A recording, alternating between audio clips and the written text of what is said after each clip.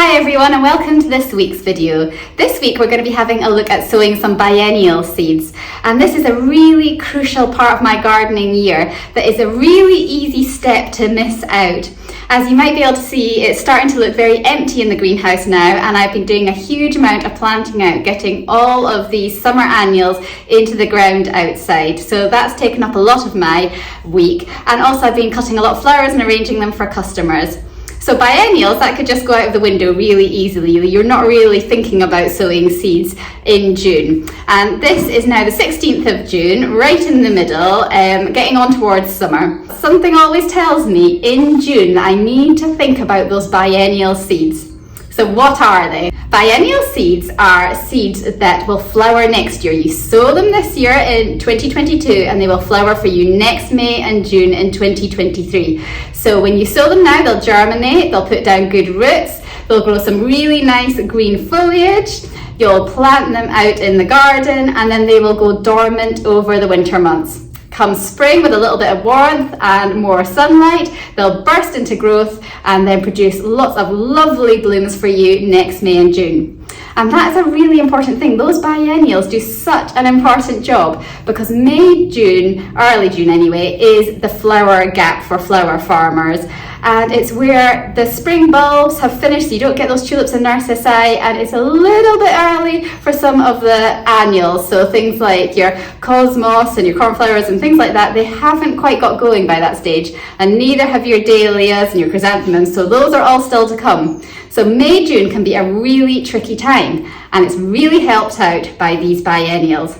So today we're going to have a look at seed sowing with them. We are going to have a look at what are biennials, which ones do I grow, and I'll put some pictures up throughout the videos as well so you can see some of the ones that I've grown over the years, and I think they are fantastic flowers. So they're really well worth sowing now. You really want to get them sown in June because you need them to be able to germinate. They need a few weeks for that. Then you need them to grow into sturdy little seedlings before you plant them out. And I would be looking to plant them out here in Scotland in August so that they do put down roots and establish well in the ground before those first frosts, which can even be at the end of September, early October. So that is the aim of today. Let's have a look at what I've got going on here in the greenhouse for seed sowing.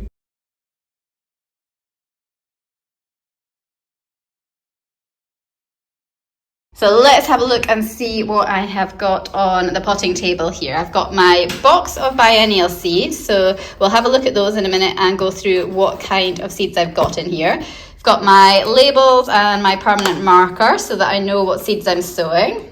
So these half seed trays I have just filled with some seed and cutting compost, and then these will then get transferred into my water bath here, which is just a full seed tray which is filled up with an inch of water, and the seed trays go into it like this, and then they soak up water from underneath, and that just stops you washing your seeds away by watering from overhead after you have sown them.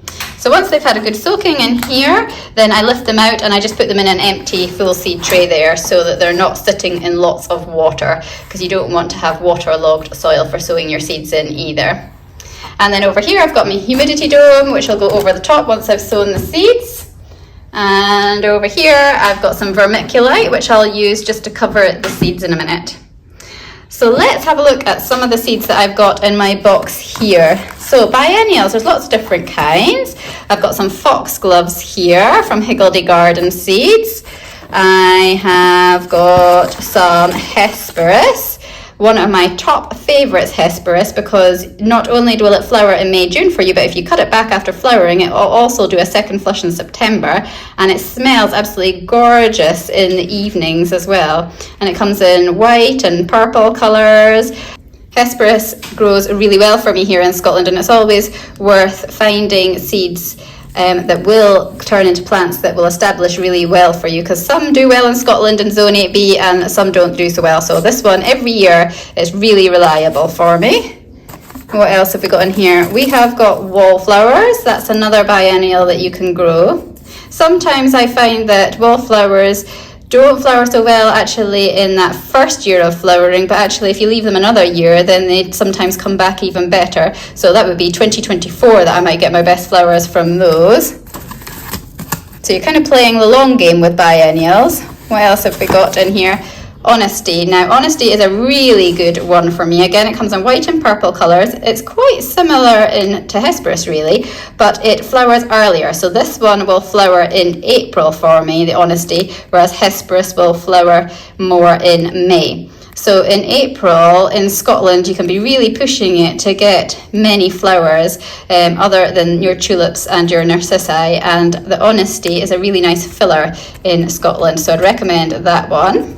Honesty also provides these most amazing seed pods after flowering, so that's another reason for growing it as well, just to use the seed pods in arrangements.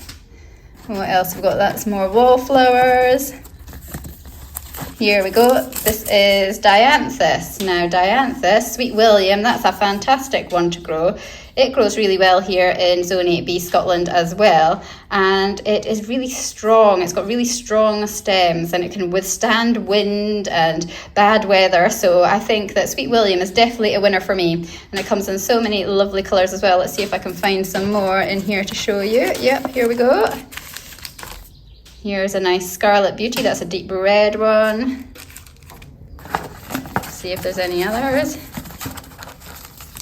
This one's a lovely one, Auricula-eyed mix, that's really pretty as well. So loads and loads of different kinds of ones, and they're all really simple to sow.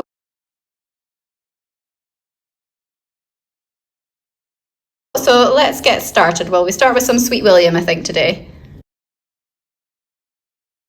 So I've written up my plant label there saying Sweet William. I'll need to add a date on that as well, which will be the 16th of June. And then here are my little Sweet William seeds. So they're quite small, and we want to try and space them out as much as we can so that we've got not lots of seedlings all germinating on top of each other and more difficult to separate later on. So I'll just pop some of these just now onto my seed tray and just sprinkle them along, but trying to space them out as much as I can. Now, once these have germinated in a couple of weeks' time, I am going to pot them on, and they will grow outside in their pots in the daytime, and I'll probably bring them into the greenhouse at night. And then just cover it with some vermiculite just now.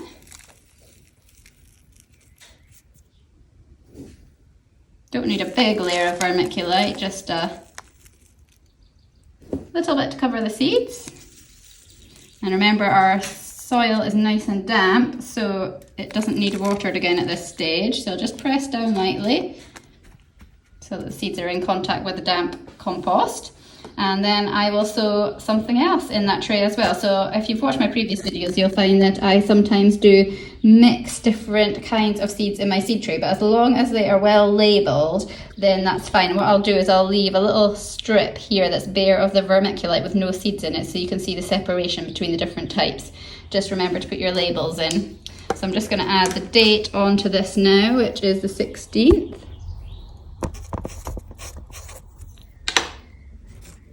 And then pop that in so that we know that that is Sweet William. So here we go, I'm just sprinkling lightly, trying to spread them out, some Alba Sweet William here. So I put some Auricula-eye in the top, and I've labelled that, and then I'm gonna just put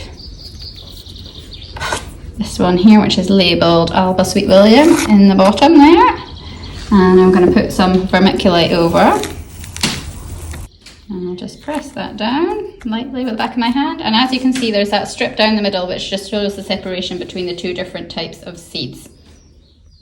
So that's a whole couple of half seed trays full now of nice Sweet William seeds, all labelled up and ready. And I'm just going to place a humidity dome over these now. Now, back in late winter and early spring when I was doing my seed sowing, I would then put the seed trays onto a heated propagating bench. But at this time of year, there is no need for any extra bottom heat. The greenhouse is warm enough and they will germinate really quickly in here. So I'm just going to put them on the greenhouse staging and leave them for the next couple of weeks. Just checking back every now and again to make sure that the soil is still staying nice and moist and not drying out. and I will not water from overhead. If it is drying out, I will just simply lift the seed tray into a water bath again and then let it drain and pop it back on the staging. And as soon as the seeds have started to germinate, I'll lift this humidity dome back off and then they'll grow away and then get transplanted on when they are big enough and starting to get some true leaves.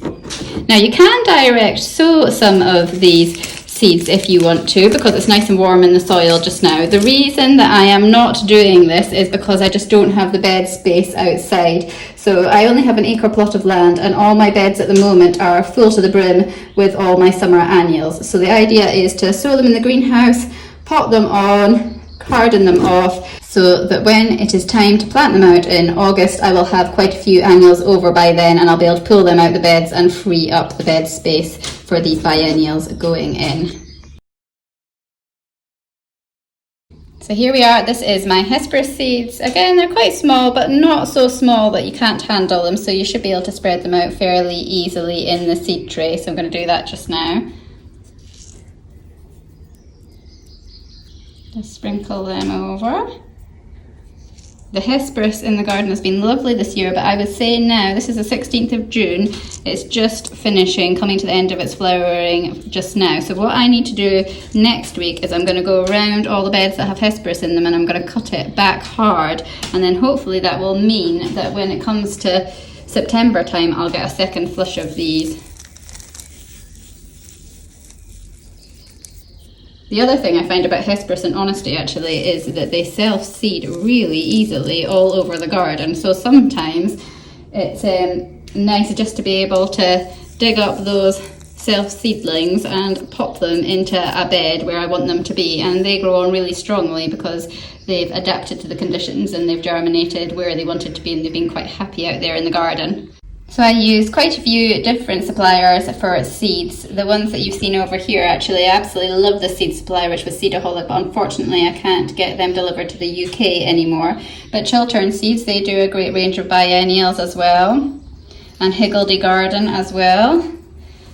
That's some of his seeds as well, and he does a fantastic range. And these all have good germination rates for me. Honesty seeds are much bigger, so much easier to work with. They're really quite nice and large, so let's just space a few of them out in our seed tray here. So you can see much bigger than the Hesperus and the Sweet William. So that makes sowing nice and easy. You also know how many seeds you've sown and how many are germinated when the seeds are a little bit bigger, so you can keep good records. Cover up my Honesty with some vermiculite. And I think in the warmth of the greenhouse it really won't take long for these to germinate. We'll check back on them and see how they're doing in another video in a week to 10 days time, see if we're getting any of them germinating yet. It might not take as long as 2 weeks. Right, that's another one that needs a humidity dome on it. So most annual flower seeds I'll have stopped sowing by now, because for me here in Scotland, I would say it takes a good 14 weeks for a lot of flowers to bloom. So that's sowing to bloom time. And if that goes forward from now 14 weeks, that takes us to well into September, which for me can actually be the first stage of frost some years. So that's a bit too late for getting any flowers to bloom. Maybe if I had a polytunnel and I could grow under cover, that would be worthwhile for doing at the end of the season. But for me, for having flowers outdoor, it's too late. So from that point of view, a lot of the annuals I have stopped sowing. The exception to this is sunflowers, because they have quite a fast turnaround time. So I have succession sown these every few weeks. I've got some out in the flower patch now. These ones were sown 2 weeks ago, and I'm going to put on some more sunflower seeds today. And that'll just give me a succession of blooms right up until the end of my season. So thanks very much for watching today, looking at what seeds I sow in June. So biennials really worthwhile. So if you want to go out and find some in your local garden centres or order some online, you've got enough time just now just to get them in before the end of June. And also try some sunflower seeds out if you're wanting to get succession blooms. Apart from those sunflower seeds, that's me holding off on sowing any more annuals now because I really don't think that they would get to flowering stage outside in the flower batch here in Scotland in the Scottish borders. I will restart my seed sowing in August again, so I have this little gap in July. Normally it's quite a nice time for me. I've got everything outside planted out in the garden. It's a school summer holiday, so I can spend time with the kids. We can go away on holiday and I can just do my flower orders, so that's quite nice. It's just a little bit of a breathing space in that seed sowing calendar. So back in August with lots of videos on seed sowing, and in July I'll be doing more videos on showing you what is happening outside in the flower patches so you can see all those gorgeous flowers in bloom and what I do with them for arrangement. So join me then.